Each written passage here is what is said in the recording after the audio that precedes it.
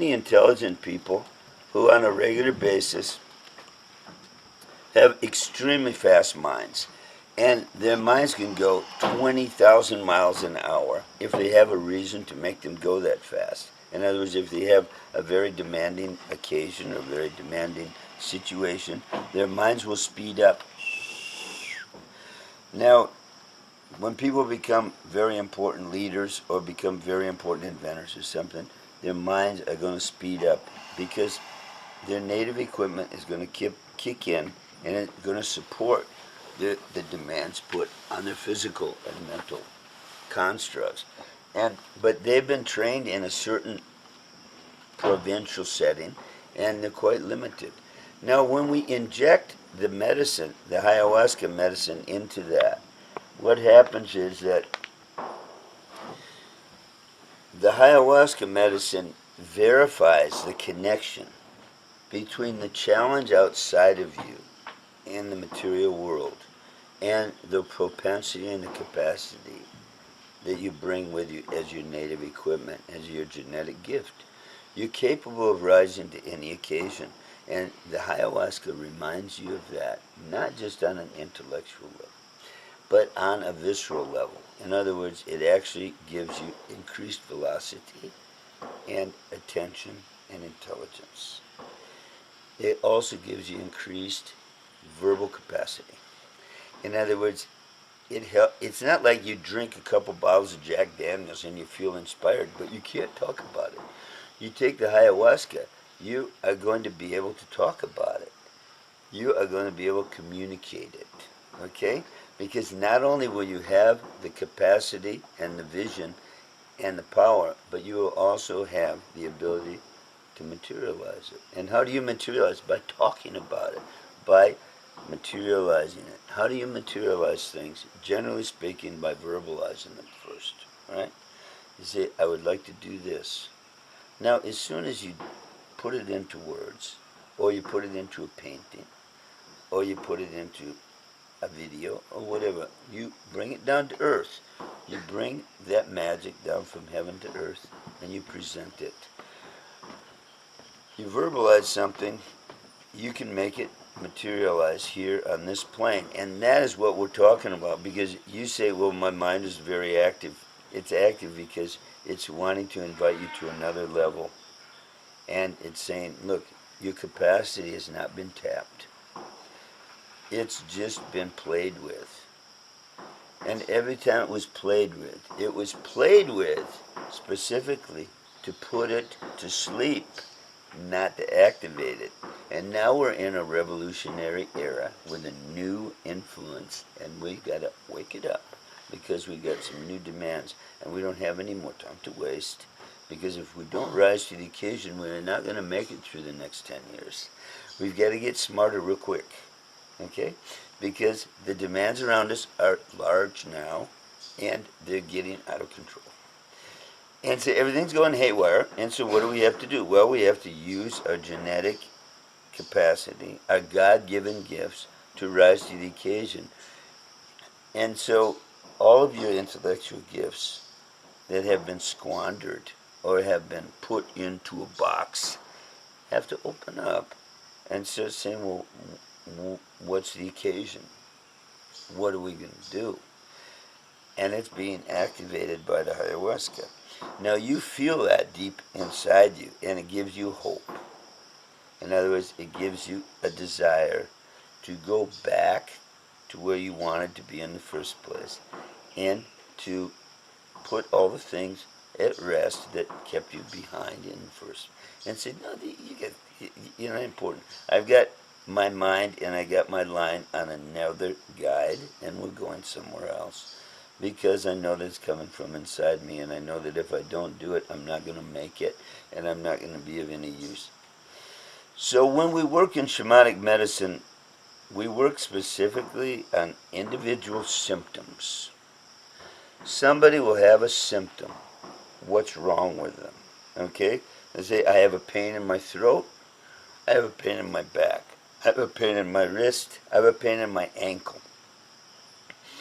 Now, if you go to a medical man, they're going to say, well, let's see how we can get rid of that pain. and you can walk on out of here, right? We do not do that. On the other hand, we see the symptom as an avenue to information that's going to bring us down to the source of the problem. And we maintain the symptom so that we can go down to the source of the problem and clean it out from the base.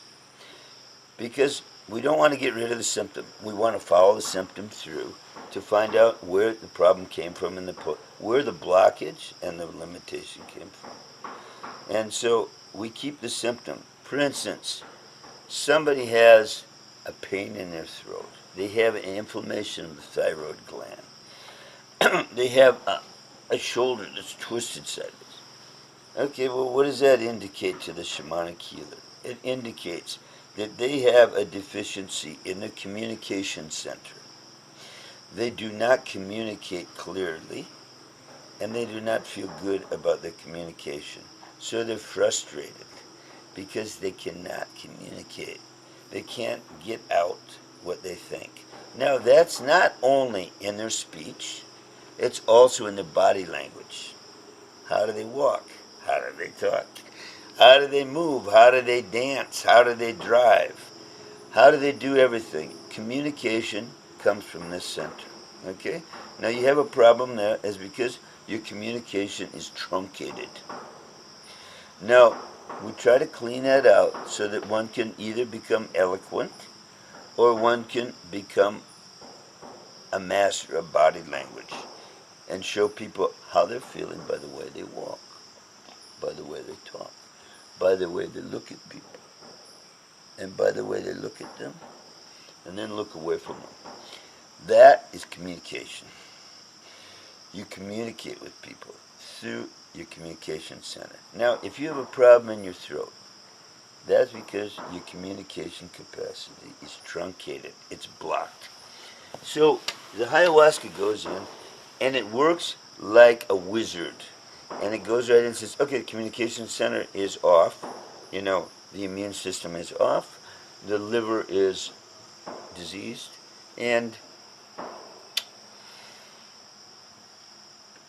the sexual center is a little weak. So it goes in, it reprograms the whole thing, and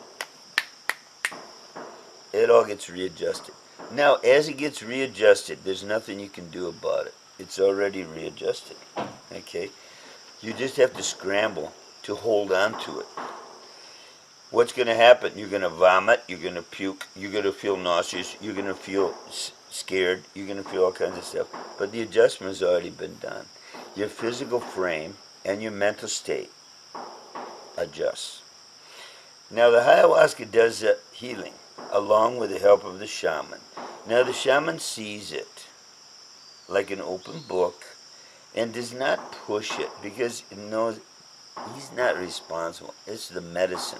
What you're trying to do is open the door to help the person so that the medicine can do its job, readjust the magic of that individual, and restore him or her to their destiny and to their potential. That's what we do with ayahuasca. That is what we do. Now, as we go through life, we develop coping mechanisms on a regular basis every single day. We're nervous. We feel uncomfortable. We develop mechanisms to deal with that dissonance or that discomfort. And we say, well, I'm gonna act proud. Or I'm gonna act humble, or I'm gonna act confused, or I'm gonna act sick, I'm gonna do any number of things so I don't have to confront what I'm feeling. Those are coping mechanisms that we form to hide us from the solutions. So we have to see them for what they are. Now, as shamans, we see them very clearly because they're transparent. Because we're in a trance state and we're looking at them. And they make us grin, and they don't surprise us either because we've seen them before. We know the whole gambit. But you see it, and you don't push your power to say, well, you will do this, you got to do it. No, of course not. Everybody has their own destiny and their own pace. So you open the door and you say, go ahead, Realize what you want to realize. Because all the power is inside of you. So all you got to do is realize that these mechanisms that you've adopted are keeping you back. They're not bringing you forward. They're closing off the doors to growth. Now, the coping mechanisms are something that you see that way. And so you watch them and say, well, why does somebody cope with their stress like this? Or why do they cope with it? Well, it's because they're extraordinarily frightened of realizing their potential. So they're going to figure out some way to block it off. And they're going to get more creative and more creative until finally they decide, I better develop my capacity and forget about the old coping mechanisms. Now, that's what we do in shamanic healing. We open up that door and we make it happen one step at a time, realizing that we are incredibly complex individuals with spiritual centers, psychological centers, and with physical centers. And all of that has to be coordinated. The ayahuasca is made precisely to help us do that as quickly as possible. It's extremely efficient in bringing us forward to the right place where we're supposed to go. We just have to decide whether or not we want to go there and whether or not we can handle the electricity and the incredible passion of coming into our own capacity. Now, if we can handle it, we're going to have to make some changes, but they can be done graciously and kindly and with compassion and gentleness. But they do it from inside of ourselves, and nobody's going to be able to do it for us. We all do it for ourselves. And we put people in their place, and we put habits in their place, and we put ourselves in our place as very important people that are riding the evolutionary wave forward for our species. In other words, we take responsibility for what we have to do, and we no longer hide from it. Now, you all have healthy, strong, very intelligent individuals, 100% capable, and with a lot of desire to aspire to greater heights and depths, because you want to explore the possibilities of what you can do. And so that's what you're doing here. Now, the ayahuasca is going to speed that up. And what it did to Martin last night was very symbolic of what it does to all of us on one level or another. He's particularly intellectual. He's a smart boy, okay? He comes from a northern climate. So we carry certain propensities and cultural capacities within ourselves. There's a lot of work done in national character, and there's a lot of interesting data there.